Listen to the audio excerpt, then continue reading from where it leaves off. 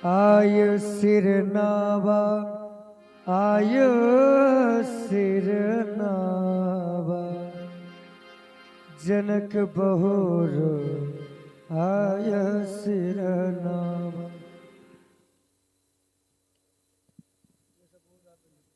Hello, हाँ इसको और बढ़ा दो धीमे। हेलो, हारमोनियम, तपोनिष्ठ, हारमोनियम थोड़ा सा ब्रह्मनिष्ठ स्वीकार करें हमारा प्रणाम। आपके श्री चरणों में कोट कोट नमन है, स्वीकारिए। अहो भाग इस मिथिला का, हे तपोनिष्ठ अभिनंदन है।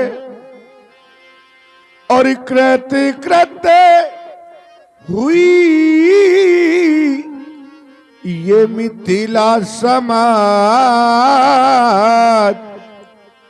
और करिरा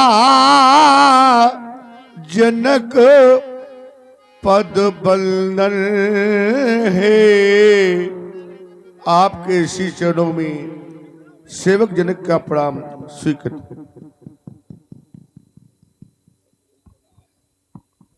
क्यों नहीं, जन जन की जान को बढ़ा करके धरती में जड़ता और अभिमान को नष्ट करने वाले सिरध्वज, इस वसुंधरा के मध्य न्याय और नीति को स्वीकार करके राज्य करने वाले जनक, तुम्हारी ओर देखता हूं तो यम नियम आसन प्राणायाम प्रत्याहार धारणा ध्यान और समाधि अष्टांग योगों से विभूषित आचार्य सिरध्वज तुम्हारे जीवन काल में कितनी गरिमा, कितनी श्रद्धा, कितनी सहानुभूतशीलता और कितना शिष्टाचार साहित्य सजन तुम्हारे जीवन काल में, लेकिन फिर भी अपने प्राचीनतम धरातल को स्वीकार करते हुए एक आचार्य कोटि के संत की गरिमा को स्वीकार करने वाले वैभवशाली नृपाल महापुरुषों के जीवन में अग्रगण्य हो तुम्हारा जीवन।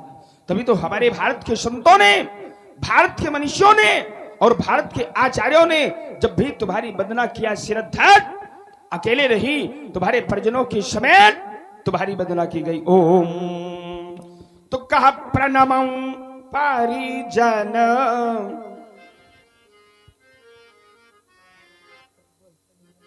प्रणमं परिजन सहित विदेहु।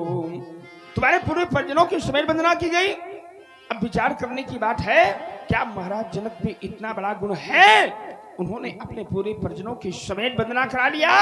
कहा है गुण क्या है कि पुर नर नारी सुभग सुचि संता, जितने भी इस मैथिली प्रदेश के नर नारी हैं सभी भागवान हैं, पवित्र हैं और संता हैं। इतना ही नहीं, ये धर्मशील, सभी धर्मशील हैं। अज्ञानी गुणवंता, सभी ज्ञानी है और सभी गुणवान है। आचार्य ने तो यहां तक कह दिया राजन कि जो संपदा यह नीच ग्रह सोहा, जो संपत्ति इस मैथिली प्रदेश में नीच से नीच व्यक्ति के घर में है, उसको देख करके कहा सो बिलो की सुरनायक मोहा, उसे देखकर देवराज इंद्र भी मोहित हो जाते। अब विचार करने की बात है कि जहां पर ज्ञानी है, गुणवान है, भागवान है, पवित्र है, धर्मशील है और संता है, तो वहां नीच व्यक्ति कहां से आ गया? याद रखिएगा कि नीच शब्द किसी जाति विशेष से जुड़ा नहीं है। नीच उसे कहते हैं जो ऊपर से बड़ा बना ठना दिखाई दे।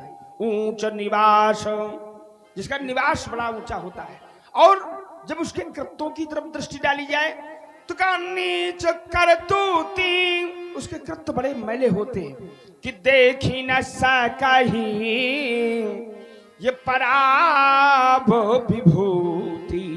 विचार करता हूं, अगर तुम जैसे आचार्यों का जन्म, तुम जैसे धर्माचार्यों का जन्म कदाचित इस भारत वसुंधरा में ना हुआ होता तो हमारे यहाँ के शास्त्र प्रणेताओं को ये सूत्र लिखने को न मिला होता। महाजनो ये नगता शापंथ, महान जन वही है जहां से अनेक महान विद्वान निकल जाते। वर्तमान की स्थिति ये है कि आज का व्यक्ति वो नहीं करता जो उसको करना चाहिए, वो नहीं मानता जो उसको मानना चाहिए, वो नहीं देखता जो उसको देखना चाहिए, और वो स्वीकार करने को वो तैयार नहीं जो उसको स्वीकार कर लेना चाहिए। सिरध्वज तुम्हारे लिए तो विद्वानों ने कह दिया कि योगी नाम जन का दिया है, और जनक शब्द का अर्थ होता है कि जन नाम ज्ञान का नाम कर्म का। जो ज्ञान और कर्म दोनों में एकात्मकता रखता है उसका नाम है जनक। जन नाम भूमिका का नाम आकाश का, जिसका ज्ञान राज्य इस वसुंधरा से लेकर के आकाश तक फैल जाए उसका नाम है जनक। जन नाम प्रजा का नाम पालन करने वाले का, जो अपनी प्रजा का पुत्र की तरह से पालन करता हो उसका नाम है जनक। और जन नाम भूमिका का नाम कर्षण का, जिसके भूमि के कर्षण से कन्या का जन्म हो जाए उसका नाम। और आचार्य कहते हैं व्यास जी ओम।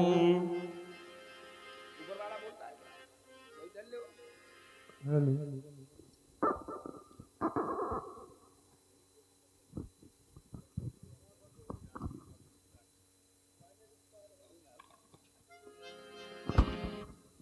ओम। जो गौरव गरिमा ज्ञान बढ़ावे वही जनक है। जो गौरव गरिमा ज्ञान बढ़ावे वही जनक है। असंतों का सम्मान बढ़ावे वही जनक है। पृथ्वी से कन्या उपजावे वही जनक है। निज घर में भगवान बुलावे वही। तो जनक तुम्हें जगमंगलमय हो, क्योंकि यहाँ जन जन की जान तुम्ही हो। अब मूर्ति मधुर महान तुम्ही हो। इस वसुधा में भगवान तुम्ही हो। एक समय आवेगा सिरध्वज, तुम्हारे जीवन काल में ऐसा समय आएगा कि जब विश्व करेगा ये पूजा तेरी, अब तुम्हें कभी न कोई भय हो। जनक तुम्हें जग मंगल में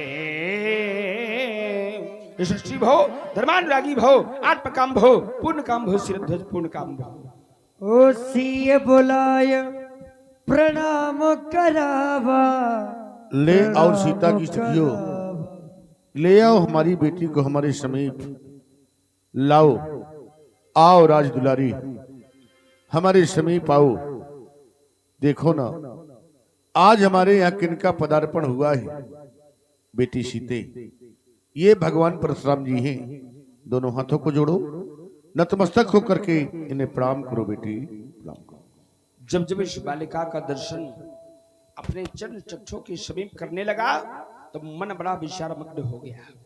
विचार करने लगा, अगर बालिका शब्द पर कभी विश्लेषणात्मक अध्ययन किया जाए तो अध्ययन करने वाला श्रोता हताश हो जाएगा। ओम।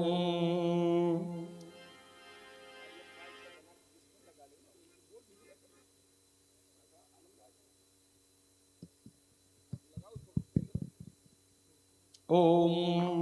यह बालिका, यह बालिका, यह बालिका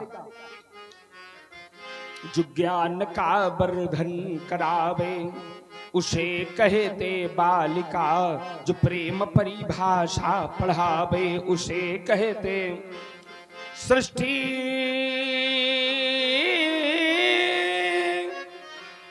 जगत में जो रचावे उसे कहते बालिका।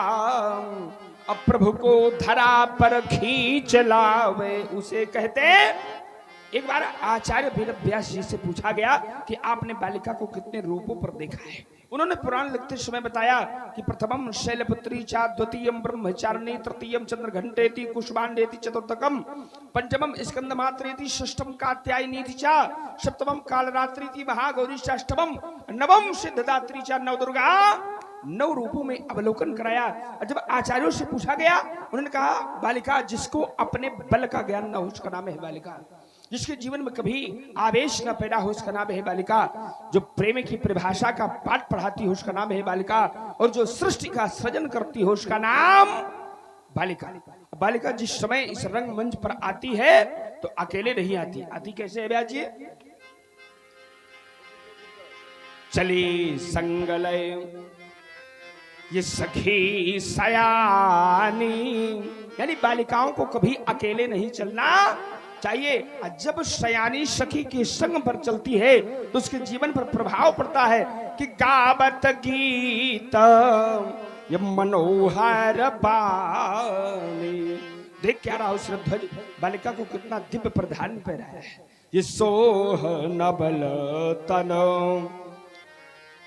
तन ये सुंदर सारी सोह नबल। और जब ऐसा परिधान पहन करके बालिका इस रंगमंच पर आती है तो भारत के कवियों ने देखा तो कवि मिलकर के उपमा करने लगे। सब उपमा कवि ये रहे जुठारी, जुठी कल्पनाएं करके फेंकने लगे कि ही पट तरो ये विदेह कुमारी। लेकिन वो अगत हो गया, कहना चाहते थे लेकिन कह नहीं पाए और निराश होकर के बैठ गए। भारत के संतों ने देखा, उन्होंने पूछा कभी बड़े निराश बैठे हो, क्या कारण है? बोले महाराज इस बालिका के हम प्रधान का वर्णन कर रहे हैं लेकिन वो अवर्णीय हो गया। तो संतों ने कहा कभी हमने तो जाना है कि जहां न जाए रवि वहां पहुंच जाता है, पर तुम्हें हो क्या गया? बोले साधारण बालिका नहीं है, ये तो जगत जननी, ये तो जगत जननी अतुलित छवि भारी जगत जननी। इस बालिका का प्रादुर्भाव कैसे हो गया श्रीध्वज? इस वसुंधरा से कैसे? एक बार मेरी राज्य में काल पड़ गया। 1 2 4 6 नहीं 12 वर्षों का काल देवर्षि नाथ के कथनानुसार मैंने हल कर्षण किया। और हुआ क्या प्रभु श्रवण करें आप, सुने। एक कहानी बड़ी जो सुनानी पड़ी, वो क्या? और मिथिला में विपदा ये देखो बड़ी। हाँ हाँ एक कहानी बड़ी। जिस समय हल कर्षण कर रहा था महाप्रभु तो हुआ क्या कि हल चलाया जब भी तो रुक गया वो, तभी हल चलाया जब भी तो रुक गया वो, तभी फिर क्या हुआ? हल के फल से ये कन्या प्रकट हो गई। ये कहानी बड़ी जो सुनानी। ये वही बालिका है भगवान, सन्मुख जो शोभा पाती है, आशीर्वाद इसे दे भगवान, ये चरणों में शीश झुकाती है। तो श्रीध्वज परिचय तो बड़ा अच्छा बताया लेकिन मन विचार मग्न हो गया। मैं विचार करने लगा कि 12 वर्षों का जब अकाल पड़ गया तो हल्का है कथा कुछ विशेष रहा होगा, सोने का, स्वर्ण का। तो अगर स्वर्ण को देखा जाए तो 12 वर्षों का जब अकाल होता है तो वसुंधरा पूरी कठोर हो जाती है, जिसको बंजर कहा गया है। अवश्य। तो कठोर भूमि पर स्वर्ण का हल, चूंकि स्वर्ण कोमल होता है तो वो कैसे चल गया? चला, बिल्कुल सत्य है आपका कथन। लेकिन सोने का हल चला। मेरी रानी सुनैना कभी महलों से बाहर नहीं निकली थी। और जिस समय रानी सुनैना को लेकर मैं खेत पर पहुंचा, रानी सुनैना ने पृथ्वी को देखा और रानी सुनैना के मन में एक विकार उत्पन्न हो गया कि मैं भी एक मां हूं, ये पृथ्वी भी एक मां है। एक मां दूसरी मां की छाती का कर्षण कैसे कर सकती है? ये सोच करके रानी सुनैना के नेत्र में अश्रु भर आई। रानी सुनैना का रोना, आंसुओं का गिरना और धरती का नम हो जाना, हल्का चल जाना प्राप्त हो गई सीता। बजाइए सभी लोग ताली। लेकिन एक विचार और मन में आ गया, आखिर अश्रुबिंदु जब गिरा तो उसमें क्या विशेषता थी? पृथ्वी कोमल हो गई,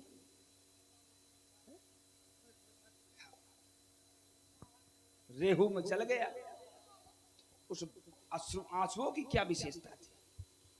वाह, ये सत्य बात है। आज मैं हृदय से बता रहा हूं, बहुत बाबा मिलते हैं हमको, बहुत लोग मिलते हैं, और मैं बता देता हूं, मान लेते हैं और चल देते हैं। लेकिन आपने पहली बार टोका है कि कहीं आंसुओं से हल नहीं चला करते। एक बार जोरदार तालियां परशुराम जी के लिए, ये सत्य बात है। आंसुओं से कभी हल नहीं चला कर सकते, लेकिन हाथ चले और आंसुओं से चले। कैसे?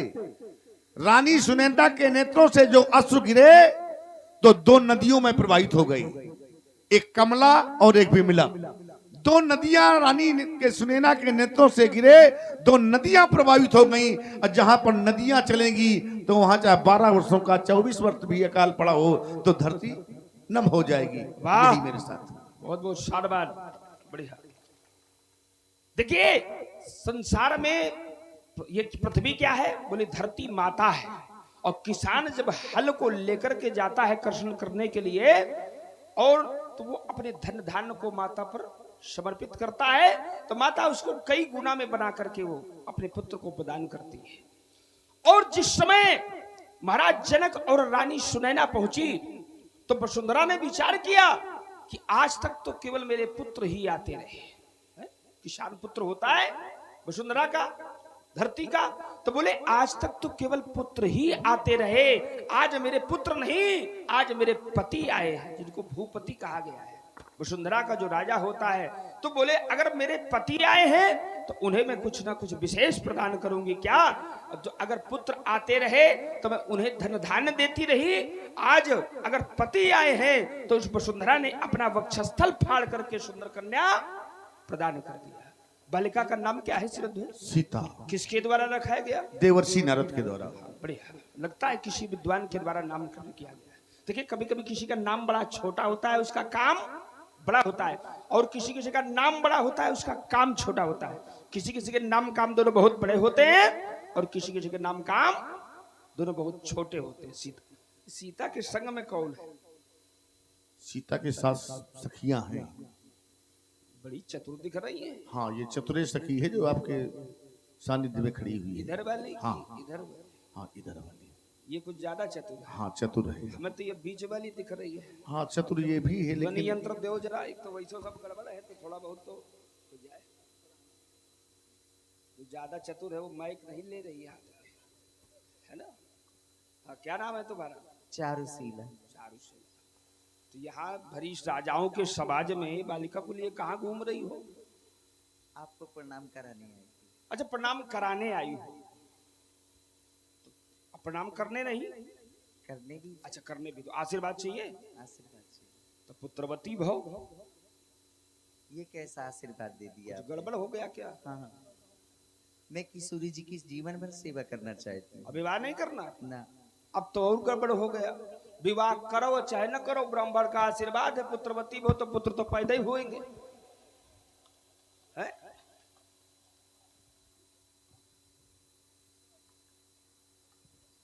तो भाई इनका जन्म पृथ्वी से थोड़ी हुआ है।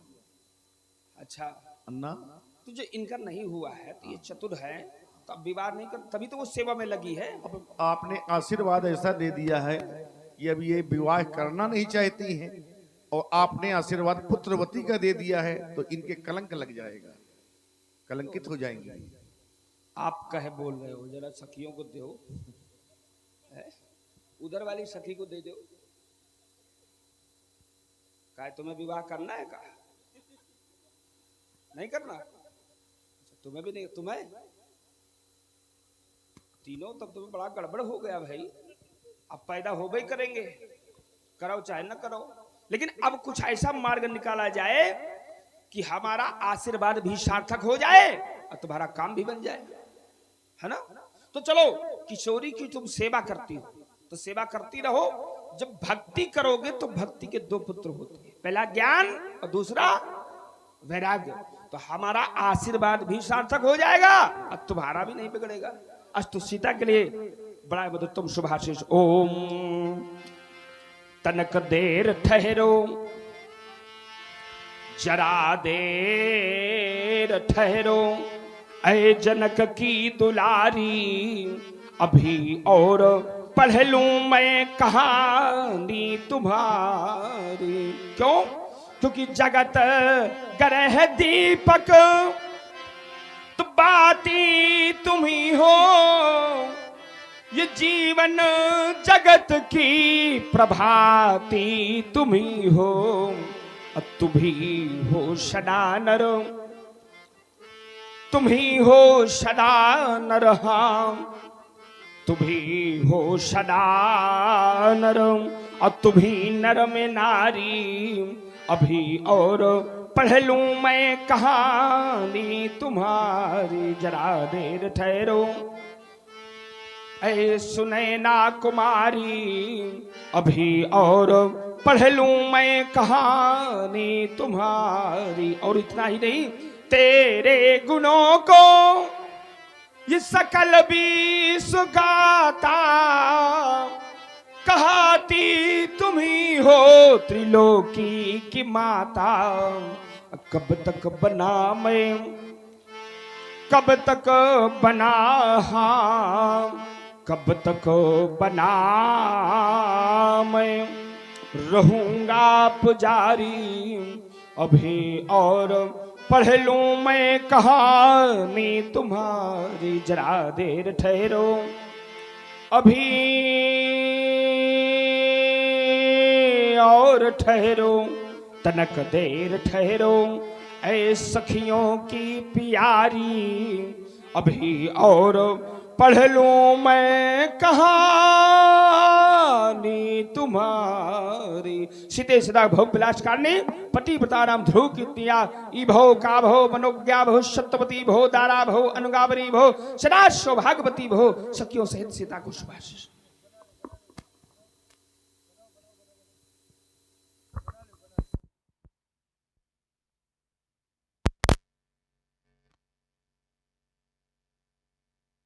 मिलना चाहिए कि बाबा को, बाबा सब बाबा का पक्ष ले रहे हैं, क्या बात है। नाती को मिलना चाहिए, बात सत्य है। मान लो अगर नाती कहीं दूर दराज से चल के आता है और ध्यान नहीं दे पाता तो बाबा का भी दायित्व बनता है कि चल करके मिलना चाहिए। क्यों कि जो बड़े होते हैं वो सदैव छोटों पर स्नेह बनाए रखते। ये बड़े स्नेह लघुन पर करही, सदैव छोटों पर प्यार बना होता है। लेकिन वर्तमान की स्थिति यह है कि छोटों ने अपनी छुटाई को भुला दिया, अब बड़ों ने अपने बड़प्पन को भुला दिया। पूरा समाज बिखर गया और बहाबनी आपके यज्ञ इत्यादि कुशल पूर्वक है।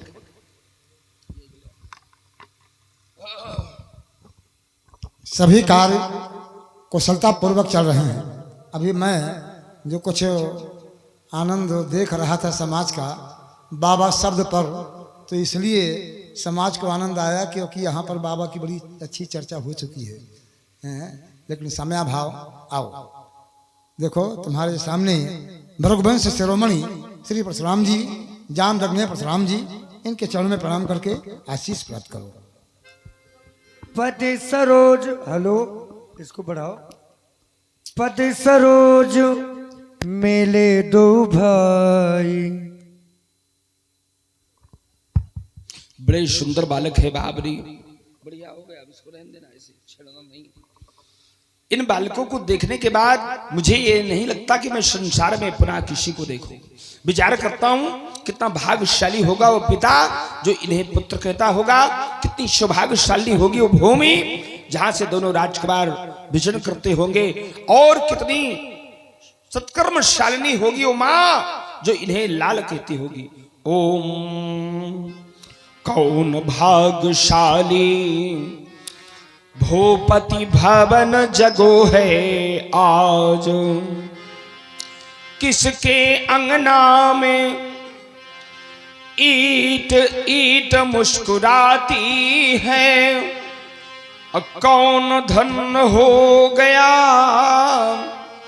बन गया सुपुरुष पिता आज, कौन भाग्यवानों की ये जोड़ी चली आती है।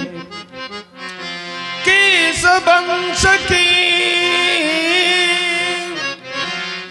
सुहानी बेला जगी है आज, किसके अंगना में बनचुंधिया चमकाती है।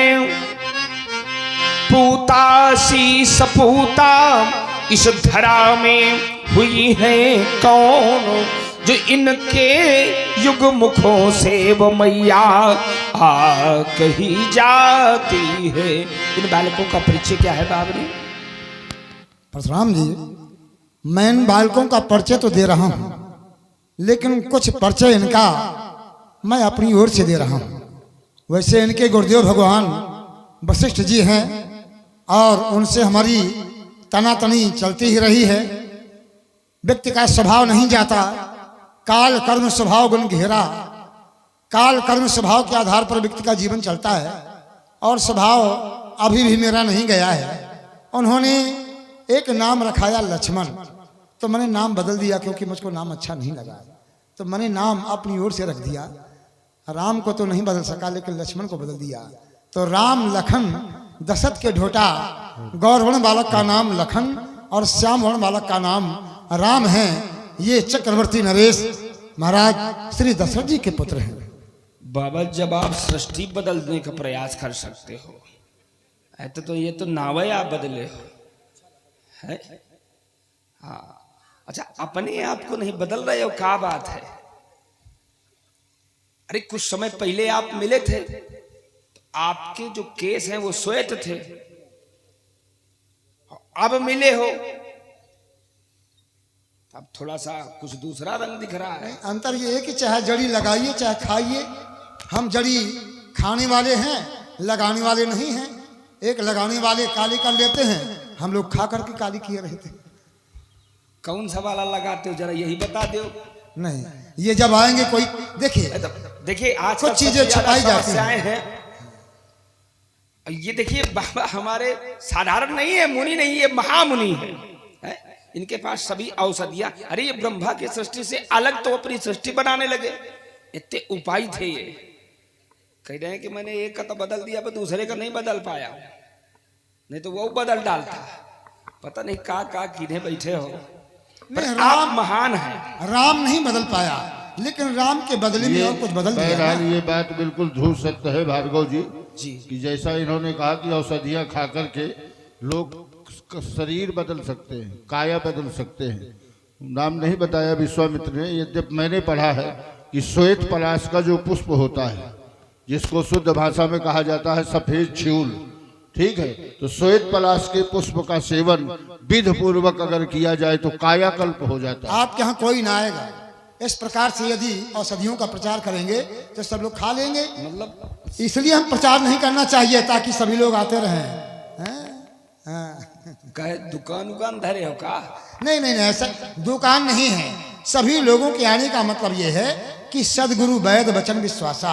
जब तक गुरु के पास जाया नहीं जाएगा तब तक कल्याण नहीं होगा।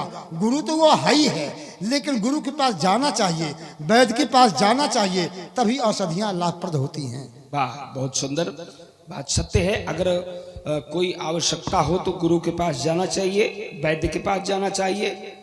और कभी कभी वैद्य के पास होता है लेकिन फिर भी वैद्य देना नहीं चाहता। आरत अधिकारी जहाँ पावे, वाह, अधिकारी देख करके दिया जाता है। अधिकार देख करके दिया जाता। तो ई पंच ये सब लोग आपको अधिकारी नहीं दिख रहे का? कौन? ये मिथिला के जितने समाज हैं ये आपको अधिकारी नहीं दिख रहे का? ये कौन कर अधिकारी नहीं दिख रहे हैं? अधिकारी ना होते तो इनके प्रेम स्नेह को क्यों प्राप्त कर रहे होते? हाँ, बढ़िया। तभी तो आप कह रहे हैं कि हम सबको बताएंगे नहीं, है ना? जो आपके पास गुण औषधियां हैं हम सबको न बताएंगे। नहीं तो और क्या मैंने किसी ने बता दिया? नहीं, देखिए, क्या मैंने ये कहा कि मैं दूंगा नहीं? नहीं, आपने ये नहीं कहा। बताना, देखिए, बताना विषय अलग है, बताऊंगा नहीं लेकिन दे दूंगा। हमने देने की बातें नहीं, हमने बताने की कही है। बताई नहीं जाती। योग युक्ति तप मंत्र प्रभाव फुरई तबई जब करे दुराऊ, कुछ चीजें छिपाई जाती हैं तभी कल्याण होता है। कौन कौन छिपाई जाती हैं? योग और युक्ति, युक्ति, तप, तप, मंत्र, मंत्र, ये इनका प्रभाव है। 4 चीजें। हाँ। औषधि कहाँ है? औषधि है। अरे कोई मान लो रुग्णावस्था में है तो बैठ का ये दायित्व है, या तो तुम चल सको तो चलो, नहीं तो ऐसे दे दो, नहीं तो बता दो बेटा ऐसा इसका सेवन करते रहना तुम सही हो जाओ।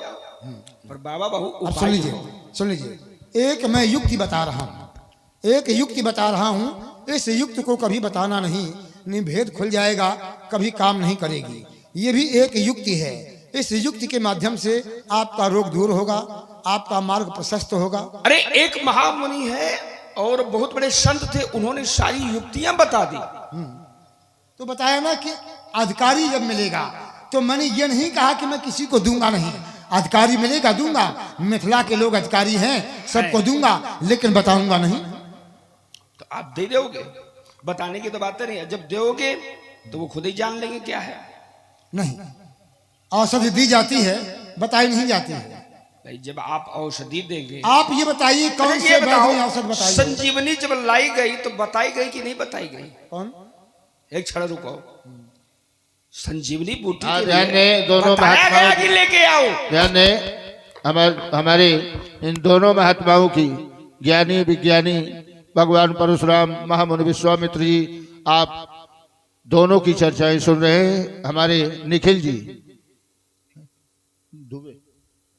श्री निखिल शुक्ला, आपने 51 रुपए दोनों के चरणों में सादर समर्पित किया है, धन्यवाद।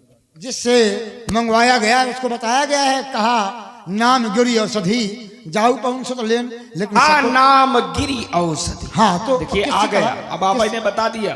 और जब नाम गिरी औषधि बता दिया गया तो आप कहने नहीं, बता आप ये बताइए, आप चर्चा कहाँ, क्या हनुमान जी को खाना था क्या? क्या अरे वो किसी को खाना हो? खाने वाले को नहीं बात बताना देखिए, चाहिए? औषधि की हो रही है बाबा। आपका हमारा बड़े दिन बाद समागम हो रहा है, खाने और वाले- औषधि में हो रहा नहीं, है। खाने वाले को नहीं बताना चाहिए, है? केवल दवा दे दी जाती है, ये नहीं बताया उस जाता दवा कि ये की दवा एक दे रहा है। विशेषता थी कि वो अलग से दिखाई पड़ती थी, है?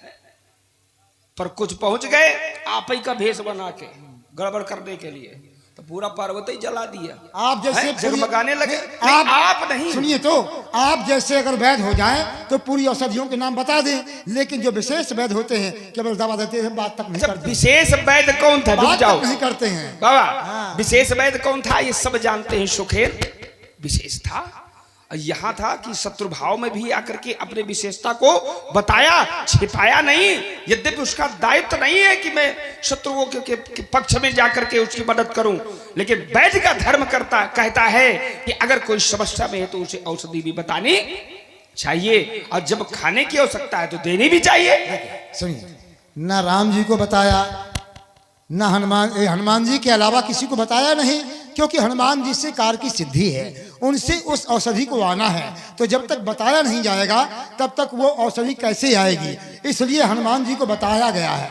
लेकिन जिसको खिलाया जाता है उसको केवल दिया जाता अच्छा, है। जैसे आप अरे हमें बताने बताओ। की क्या आवश्यकता बाबा है? सुनो, जब आप हमें हम बताओगे, आपसे एक बात ये पूछ रहे हैं कि रोगी को औषधि का नाम बताने की क्या आवश्यकता है? केवल वैद्य दे रहा है, आप खा लो, आपका रोग सही हो जाएगा, बस बात आप खत्म। रोगी की बात ही नहीं करिए। हैं? हम कहते हैं रोगी को न बताओ, जो निरोगी है उन्हें बता दो। तो अगर समस्या पड़ेगी तो दूसरे की समस्या का समाधान कर अधिकारी लेंगे। जहाँ अब देखिए, पावे ही, आपके तो मुख कोई से ही आएगा। हमने कहला दिया, आपने कह दिया कहा नाम गिरी औषधि, है?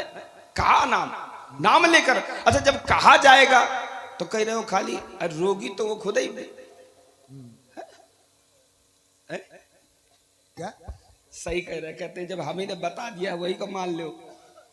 बाबा जब मिले हैं तो हमने कहा बाबा के पास आपसे और हमसे ज्यादा औषधियां है।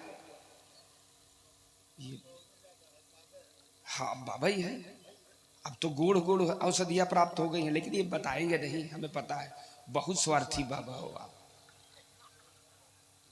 मैंने किसी को नहीं दिया, न तुमको दिया। देखो एक बाबा और जबकि आ तुम गए। हमारे संबंधी हो। जहाँ कोई संबंध नहीं होता वहाँ दे देना चाहिए, क्योंकि संबंधों में कभी कभी धोखा हो जाता है। ये जो आयुध सर्व समर्पित है, सब दिया, इनको दिया, इनको नहीं दिया। अरे क्यों? आपने तो इन्हें वो भी दे दी, इनकी भूख प्यास भी बंद कर दिया है। किनकी? भूख प्यास भी बालकों की बंद कर दी। काहे बंद? अभी दे तो दिया है, कहाँ बंद कर दिया है? कहाँ बंद कर दिया? नहीं बंद किया है। कहाँ बंद कर दिया है? बताइए। नहीं कहाँ? दिया है क्या? अरे हमने सुना रसे था। संग रघुवन समण करी भोजन विश्राम, विद्या देने के बाद में भोजन किया है। तो ये कहाँ बंद कर आपकी दिया? जो बला और अति बला है कौने काम की, जब भोजन करवा रहे हो ये देने के बात, बाद। युद्ध के मैदान में भूख और प्यास नहीं लगेगी जब युद्ध करेंगे, और यह नहीं कि चाहे जब हो। हैं? चलो युद्ध के समय नहीं लगे कि मान लो अगर जंगल में यात्रा कर रहे हो, आप जंगली बाबा हो और लिवाए बालकों को घूम रहे हो। अब यात्रा तो आपकी लंबी होती है, तो वहां का व्यवस्था करोगे? अपनी व्यवस्था नहीं करेंगे, लेकिन जैसे पिता बच्चों की व्यवस्था करता है चाहे जैसे व्यवस्था करे। तो आप इनके पिता हो का? अरे पिता तो है ही हैं, पिता है ही हैं, जब बना दिया जाएगा तो बनना पड़ेगा। अच्छा, बना दिया गया है आपको।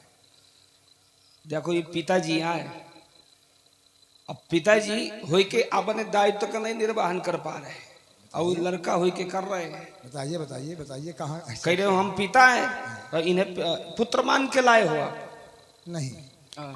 मुझे पिता बनाया गया है। अच्छा, बनाया गया है। हाँ, अब अगर किसी ने बना दिया तो मेरा कर्तव्य होता है कि मैं इनकी रक्षा करूं।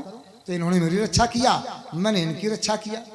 आपने इनके ले, अब आपने अपनी रक्षा तो कर नहीं पाए, उनके क्या रक्षा करी हो आप? क्यों नहीं करेंगे, क्यों नहीं करेंगे, क्यों नहीं करेंगे? देखत यज्ञ निशाचर धावहि अकरहि उपद्रव मुनि दुख पावई। और जब तुम दुख पा रहे हो, कह रहे हो हम इनकी रक्षा कर रहे हैं या हमारी रक्षा करते हैं? ठीक है, दुख प्राप्त किया। सुनिए, अब पूरी बात सुनिए।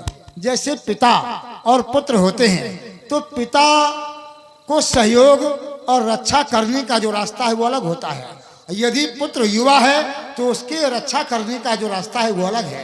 वो अपनी शक्ति से रक्षा करेगा और मैं अपने ज्ञान से रक्षा करूंगा। तो ज्ञान के माध्यम से ये रक्षित है, क्यों पंडित जी, और शक्ति के माध्यम से मैं रक्षित हूँ। तो शक्ति के माध्यम तो अपनी शक्ति का प्रयोग काय नहीं कर पाए हो? इसलिए आप नहीं कर करवा रहे हो। नहीं, इसलिए नहीं कर रहा हूं क्योंकि मैंने छोड़ दिया है। जब चिंतन बल अधिक हो जाता है तो कर्म बल कमजोर पड़ जाता है। और कर्म होता है जो कर्मठ होते हैं, और कर्म की हुई स्वरूप जिन्हें, जब मैंने स्वरूप को पहचान लिया तब तो कर्म करने की आवश्यकता नहीं है। रूप को आपने किसके रूप को पहचान लिया? अपने रूप को, इसको स्वरूप अपने आप को पहचान लो, सब कुछ पहचान लिया। अपन रूप पहचाने घूम रहे हो और सबका मरवाए हाथा करवाए फेंके जा रहे हो और कह रहे हो अपन रूप पहचान ली है। भाई जो रूप पहचान लेता है तो फिर वो किसी में कोई अंतर नहीं देखता, सब में वो परमात्मा का दर्शन करता है। निश्चित है? और आपने ये नहीं कर पाए हो, रूप तो पहचान ली हो। हरि बिन तो कहीं मरई ना- ना। अरे हरि बिन मरई रूप ना पहचानने वाला ये विषय हरि का है। अगर अत्याचार हो रहा है, आपने रूप पहचान लिया, तो जो रूप को पहचान लेता है तो उसके लिए सिद्धांत कहता है जही जाने जग जाय हेराई। संसार उसके लिए, और अगर वो संसार में देखेगा तो सब में परमात्मा का दर्शन करेगा। अच्छे में भी परमात्मा का दर्शन करेगा और बुरे में भी परमात्मा का दर्शन बहुत करेगा। सुंदर अपनी अच्छी बात बताई। पशु में भी करेगा, पक्षियों में भी करेगा, सब में। हो गई बात कम समय में। देखिए, यदि अच्छा है तो अच्छा ही देखेगा। मैंने इन राक्षसों में, पंडित जी आप थोड़ा सहारा है, अच्छा लग रहा है। मैंने इन राक्षसों में क्या बुरा देखा, मैंने इन राक्षसों में क्या बुरा देखा। यदि बुरा देखा होता तो इनके साथ में बर्ताव अच्छा नहीं करता। मैंने बर्ताव इनके साथ अच्छा ही किया है, तभी मैंने कहा कि इन राक्षसों का की जो मृत्यु है बिना भगवान के संभव नहीं है। क्यों? क्योंकि भगवान के हाथ से मारे जाएंगे, तर जाएंगे। यदि मेरे द्वारा मारे जाएंगे, मैं श्राप दे सकता हूं, मैं जल से इनको सदैव के लिए समाप्त कर सकता हूं, लेकिन पुनः ये जन्म ले लेंगे, पुनः पुनः अत्याचार करेंगे। भगवान के द्वारा जो मारे जाते हैं वो तर जाते हैं। इसलिए मैंने कहा, मैंने विचार किया कि बिना भगवान के इनकी मृत्यु संभव नहीं है। अब मैंने यहाँ पर यहाँ कहा आपने सोचा कि मैंने इनके लिए बुरा सोचा है। भगवान के लिए जो प्रेरित करे अपने आप को कि भगवान के द्वारा जिसकी मृत्यु हो जाए तो तर जाए, उसके लिए व्यक्ति अच्छा ही सोचता है। बुरे व्यक्ति के द्वारा मरे ये बुरा सोचना है, भगवान के द्वारा ऐसा हो जाए ये अच्छा सोचना है। तो मैंने अच्छा ही सोचा है। नहीं, अच्छा भगवान के द्वारा ऐसा हो जाए तो ये अच्छा सोचना तो ठीक है। हाँ। पर जो कोई अपने स्वरूप को पहचानता है तो वो सब में जिसके लिए सोचोगे उसमें भी आप भगवान का दर्शन करोगे। अच्छा, और अगर आपने उसे मरवा दिया, ध्यान दें हमारे नंगू सविता, आपने 50 मुद्राएं भार्गव परशुराम जी और विश्वामित्र जी के लिए भेंट किया है, और धन्यवाद। अब भैया आप दोनों लोगों से निवेदन करते हैं कि आप दोनों लोग बात विद्वान हो। समाप्त है। अब स्वरूप की बात कर दें थोड़ा। व्यष्टि और समष्टि। व्यष्टि व्यक्तिगत अपना रूप होता है, एक समष्टि जो जैसे सिया राम में सब जग जानी, एक सभी को लेकर के चलता है और केवल अपना एक स्वयं चलता है। तो स्वयं चलने वाला इतना अच्छा नहीं होता जितना सभी को लेकर के चलने वाला अच्छा होता है। आप सबको लेकर चले हैं, क्यों नहीं? चलिए ये आपकी महानता है, आप बाबा हैं हमारे और महाराज आशीर्वाद दे। बड़े आगे का सुंदर। प्रसंग लगे। खैर बाबा से विनोद कर ही जाते हैं हम लोग जब बाबा मिलते हैं। ये बाबा ऐसे हैं कि इनसे सब लोग विनोद करते हैं, और जिसमें हमारे यहाँ का स्थल तो ये है कि जो हुआ है ये हर वर्षा होता है। अच्छा हाँ, चाहे जो उन महात्मा है, और वो जो बाबा वाला प्रसंग था तो वो तो जब चौरसा बंद हुआ है कार्यक्रम, उसमें जो लोग होंगे तो ध्यान होगा कि उसमें बड़ी देर संवाद हुआ था, केवल बाबा में। चलिए अच्छा हाँ बढ़िया बढ़िया। तो बालक का नाम है राम और उधर लखन, और भी है कि ये दो ही हैं? नहीं, दो और हैं। उनका नाम क्या है? उनका नाम भरत और शत्रुघ्न। तो पहले कौन है? पहले राम है, राम, राम के बाद भरत है, भरत के बाद भरत के बाद तो वैसे लक्ष्मण है, हाँ लखन, लखन के बाद शत्रुघ्न है, राम भरत लखन और शत्रुघ्न। शत्रुघ्न। आपको लाना चाहिए तो राम भरत को ले आते, बड़े उपाय हो आप। लेकिन मैं 1 और 3 को लाया। हाँ तो इसीलिए तो कह रहे हैं भाई, राम का स्थान पहला, भरत का दूसरा, लखन का तीसरा, शत्रुघ्न का चौथा। तो लेकिन इन्होंने किया क्या? देखिए उपाय का तात्पर्य कोई ना कोई उपाय खोज लेना। बहुत बड़े उपाय हैं, कभी कहेंगे हम बताएंगे नहीं, कभी कह देंगे हम बता देंगे, फिर जहाँ जब आवश्यकता पड़ती है तो बाबा हमारे तत्पर तैयार मिलते हैं। इन्होंने विचार किया, 1 और 3 को ले लिया, 1 3 बराबर 4, 1 धन 3 बराबर 4 हुआ। तो यज्ञ में आए हैं तो 4 वेद होते हैं, तो 4 वेद ले आए। भरत का दूसरा स्थान, शत्रुघ्न का चौथा, तो 4 2 6 शास्त्र अयोध्या में छोड़ी आए। इन्होंने विचार किया कि मेरा काम बन जाए और महाराज दशरथ का बिगड़े नहीं, तो राम को लिया, भरत को छोड़ दिया। ओम ये विश्व भरण पोषण कर जोई, अता कर नाम भरत अस। और लक्ष्मण को ले लिया, शत्रुघ्न को छोड़ दिया। क्यों? कि महाराज दशरथ बुढ़े हो गए हैं, कहीं कोई शत्रु चढ़ाई न कर दे। अगर वहां शत्रुघ्न बना रहेगा तो उसका प्रभाव है कि जाके सुमिरन तेरे पुनासा, अन्नाम शत्रुघ्न वेद। तो राम लक्ष्मण साधुओं का संग मिला, तुम्हारा जीवन धन्य हो गया। देखिए एक तरफ परमात्मा और एक तरफ जीवात्मा, बीच में महात्मा। महात्मा सदैव जीवात्मा और परमात्मा दोनों को मिलाने का कार्य। संत समागम हरि कथा, तुलसी दुर्लभ दो बड़े कठिन है। साधु साथ परमात्मा की कथा, शुद्ध दारा और लक्ष्मी, ये पापियों के घर हो। शुद्ध नाम पुत्र का, दारा नाम पत्नी का, लक्ष्मी नाम धन का, ये तो पापियों के यहाँ भी प्राप्त हो जाती है। लेकिन राम कथा संत समागम मिलने वाला तो सदा बनाते हाँ, सदा बनाते जग के बिगड़े काम। एक है लक्ष्मण एक है, जिसके काम बिगड़े हो बनाए, कहीं जाने की कोई आवश्यकता। सुबह जपो चाहे जप लो शाम, क्योंकि जीवन के हैं ये सुख सुयश ललाम। सुबह चाहे शाम। एक व्यक्ति कहने लगा, बोले महाराज दिन भर बड़ा काम होता है, थकावट हो जाती है, तो रात में नींदिया आती है तो सो जाती है। रात में नींदिया और दिन भर काम, कब बोले हम लक्ष्मण, कब बोले। फिर मैंने एक सूत्र दिया कि हाथ से कर लो घर के सब काम, अब वाणी से बोलो लक्ष्मण। जब ऐसा किया जाएगा तो घर बैठे हो जाएंगे ये चारों धाम।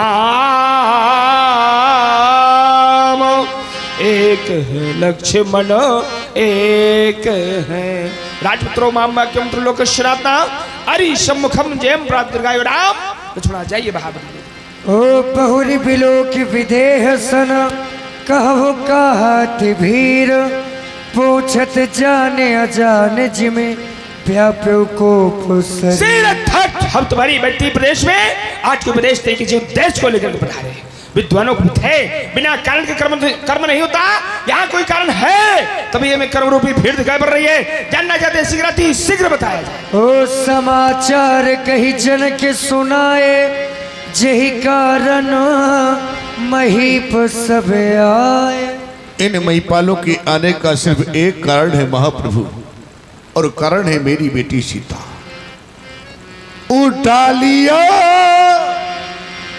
आज गौ सीता ने, फिर क्या हुआ? यह देख के धीरज छूटी गया, और जिस पर मैंने ये प्रण कर डाला, और जिसमें ये अजगो टूट गया। और तुम्हारे द्वारा वचन फिर अमृत निहारे, देखे चाप खंड महिडा। और हो गया तुम्हारा अभिलाष। देख लो संपूर्ण मैथिली समाज के लोगों तुम्हारे लिए दिखाए जा रहे हैं। संसार का व्यक्ति कितना बड़ा स्वार्थी है। जब तक किसी का स्वार्थ किसी से निकलता है वो उसकी पूजा करता है, और जब स्वार्थ पूरा हो जाता है तो तोड़ करके पृथ्वी में अनाथ की तरह फेंक दिया जाता है। अरे जानते हो सिरधड़ कौन है ये? तुम्हारे पुरखा इसे पूछते रहे, लेकिन तुमने इसे तुलवा दिया। ये वो धनुष है जिसको गजानन और खड़ानन सदैव अपने हस्त में लेकर के क्रीड़ा किया करते थे। ये वो धनुष है जिसे मैया पार्वती स्वर्ण थाल लेकर के आरती उतारा करती थी। और ये वो धनुष है जब भगवान शंकर तांडव नृत्य करते करते थक जाया करते थे, अपने वाम कर में लेकर के घुमाया करते थे। अगर कदाचित कभी मैया पार्वती के समीप पहुंचा, उन्होंने मुझसे पूछा कि राम मैथिली प्रदेश में गए थे, क्या धनुष का दर्शन किया? क्या उत्तर करूंगा कि दो खंडों में विभक्त हुए देखा। किसी के हृदय में कोई संवेदना नहीं थी और किसी के नेत्रों में दो बूंद अश्रु नहीं थे। अनाथ की तरह उस मैथिली प्रदेश में पड़ा हुआ था। ओम वीर तुम्हारे ना रहने पर जग में अत्याचार बढ़ेगा, ये जीवन का संग्राम बढ़ेगा, तेरा क्या बलिदान चढ़ेगा, तेरा क्या बलिदान चढ़ेगा। एक समय वो था जब इस वसुंधरा में अधर्म और अत्याचार बढ़ा हुआ था, उस समय केवल तुम्हारा ही सहारा लिया गया। तेरे ही बल पर मैंने है वीरों को मारा था, तेरे ही बल पर मैंने वसुधा भर को ललकारा था। इतने पर भी हे शिव शंकर आज हिला नहीं कैलाश तुम्हारा, हिला नहीं कैलाश तुम्हारा। जाओ अजगो, भगवान तुम्हारी जीवंगत आत्मा को शांति प्रदान करे। बोल सिरधड़। ओ अतिरिस बोले वचन कठोरा, कहु जड़ जन के धनुष के तोरा। कहु जड़ बोलत न बेन कहे भेव, ये देख तेज में कौन है वो? औनी में अभिजीत में को बहुत तरीका आज ही में बजाने को ध्यान हो कौन आज ये मेरी बराबरी करैया को बेग ही दिखाओ। बेग दिखाव मूढ़ न ते आजू, उल्टो मही जहां नहीं तब राजू। हम उसे देखना चाहते सिरधड़, नहीं तो उसका परिणाम भोगने के लिए तैयार हो जा। जहां तक तुम्हारी मैथिली प्रदेश का साम्राज्य है, आज संपूर्ण मैथिली प्रदेश को उलट पलट डालेंगे। जीवन को उद्घोट उद्घोट उद्घोट। हाथी डर उतर देत नृप नाही, कुटिल भूप हर से मन माही। सभे बिलो के लोग सब जान जान की भीर, हृदय न हर्ष विषाद कछु बोले श्री रघुबीर। प्रातस्मरणीय जगत वंदनीय एवं क्षमा के स्वरूप भगवान शंकर के धनुष का खंडन करने वाला और कोई नहीं, वह कोई एक आपका एक दास होगा। नाथ शंभु धनु भंजनी हारा,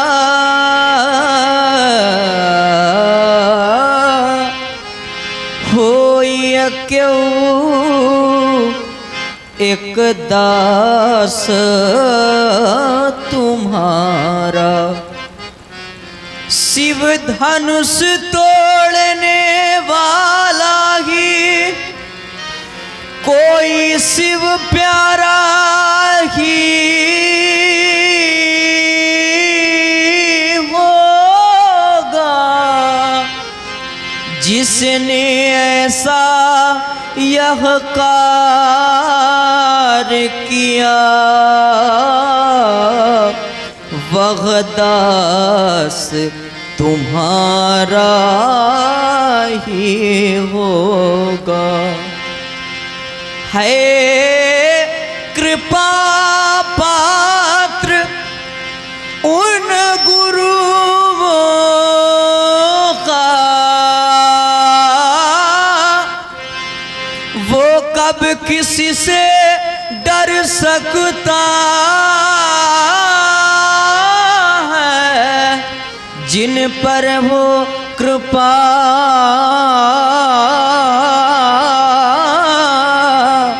ब्राह्मणों की, ये कार्य वही कर सकता है। आयसु का कहीं अकिन मोही, बार बार मुनि बिन तो। कहे भगवान दास के लिए क्या देश है। हमारी कोई सेवा करे चाहे न करे राम, हमें ऐसे दास और ऐसे सेवकों की कोई आवश्यकता नहीं। हम जंगल में फल फूलों को खा करके अपने जीवन को चला लेंगे, जीवन को यापन कर लेंगे, लेकिन हम चाहते हैं समाज और संसार में सदैव मर्यादा और सिद्धांत बने रहना चाहिए। आज मेरे जीवन का उद्घोष सेवक क्या है, सुनहु राम। ओ सुनहु राम जही शिव धनु तोरा, सास बाहु समसोरी पुमोरा। जिस किसी के द्वारा भगवान शंकर के पिनाक का खंडन किया गया है राम, चाहे वो देव हो, चाहे धनुज हो, चाहे नर हो, चाहे नाग हो, चाहे किन्नर हो, चाहे गंधर्व हो, चाहे यक्ष हो, चाहे राक्षस हो, चाहे मानव हो, चाहे दानव हो, चाहे जो कोई हो, महिष्मती के राजा कार्तवीर के पुत्र सहस्त्रबाहु अर्जुन के समान मेरा शत्रु होगा। सो बिल गाओ बिहाय समाज, नट मारे जी है सब राजा। कह रहा राम उससे जिसने धनुष का खंडन किया गया है, और ये समाज से कि वो निकल करके बिल्कुल अलग खड़ा हो जाए। नहीं तो अगर नहीं तुम्हारी बात को मानता सुनता, दूसरा उपाय है मछली समाज के लोगों से कह दो कि उसको छोड़ करके दूसरी तरफ अलग हो जाए। केवल दोनों बिंदु, इन्हीं दोनों पर तुम्हें विचार करना है। अगर मेरे द्वारा दिए गए दोनों बिंदु पर विचार नहीं किया गया तो फिर अंतिम इच्छा न तो मारे जय है सब राजा बृहस्पतिदाम नाम फर्श के द्वारा समस्त महिपालों की ग्रीवा का छेदन होगा राम। ओ सुन मुनि वचन लखन मुस्काने, बोले परसु धरहि अपमाने। सज्जनों देख रहे हैं आप लोग, अब यहाँ से लक्ष्मण जी में बदलाव किया है हमने। अभी तक आप लोग छोटी जोड़ी के राम लक्ष्मण देखते थे, अभी लक्ष्मण जी जो संवाद में पधारे हुए हैं श्री उदित जी शुक्ला, पिपरौंदा हमीरपुर, वर्तमान निवास कानपुर में है आप, और वर्तमान समय के बड़े सुयोग और प्रख्यात लक्ष्मण अभिनेता है आप। ले प्रस्तुत हैं लक्ष्मण जी। सुना आप लोगों ने, धनुष तोड़ने वाले के विरोध में भार्गव श्री परशुराम जी की ये घोषणा हो गई, जे शिवधन तोरा सहस बाहु सम सो परिपुमोरा, सो लगाओ बिहाई समाजा और न तुम्हारे जई हैं सब राजा। वह धनुष तोड़ने वाला सो सभा को छोड़ करके अलग हो जाए, और अगर ऐसा ना किया गया तो महात्मा जी के द्वारा फिर व्यवहार क्या किया जाएगा। समस्या राजाओं के लिए है, और उसमें भी एक या दो राजा से महात्मा जी का काम बनने वाला नहीं, मारे जाइए सब राजा। पर कब धनुष तोड़ने वाला अगर सभा से अलग नहीं हुआ तब क्या राजाओं को मार देने से भार्गव श्री परशुराम जी की समस्या का समाधान हो जाएगा? हर राजाओं को मार देने से इनकी समस्या का समाधान नहीं। तो क्या राजा अपराधी है? तो श्री परशुराम जी के कथोपकथन में अभी सभी ने सुना, अपराधी कौन है? तो कहा जय स्यूधन तोरा साहस बाहु समसो अरे मोरा। अपराधी कौन है? अपराधी धनुष तोड़ने वाला है। राजा अपराधी भी नहीं है। राजाओं को मार देने से समस्या का समाधान भी नहीं है, लेकिन फिर भी मारे चाहिए सब राजा, ऐसा संकल्प। लेकिन इसके पूर्व में एक विकल्प, सो बिलगाओ धनुष तोड़ने वाला सभा से अलग हो जाए। अब मैं विचार करने लगा, क्या धनुष तोड़ने वाले को सभा से अलग करने की आवश्यकता है? अलग करने की आवश्यकता नहीं है, क्योंकि धनुष तोड़ने वाला पूर्व काल से अलग था, वर्तमान में अलग है और भविष्य में भी अलग होगा। समाज में रहकर समाज से अलग है। समाज में तो है लेकिन समाज से अलग है। जैसे जिमी दसनन महु जीव विचारी, 32 दांतों के बीच में रहने के बाद जिह्वा अलग है। जिस प्रकार से चंदन विष व्यापत नहीं लिपटे रात भुजंग, जिस प्रकार से जलज चौक